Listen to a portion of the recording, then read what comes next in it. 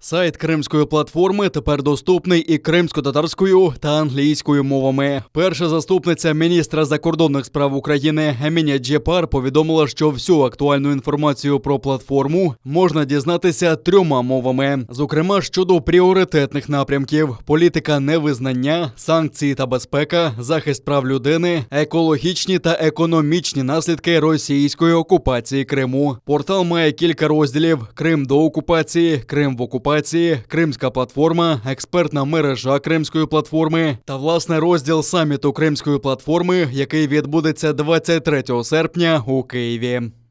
Я всіх запрошую відвідувати цю сторінку. Вона буде розвиватися, будуть з'являтися нові іномовні версії цієї сторінки. І це буде постійна платформа для функціонування Кримської платформи онлайн. На цьому сайті ви зможете знайти актуальну інформацію про цю важливу ініціативу.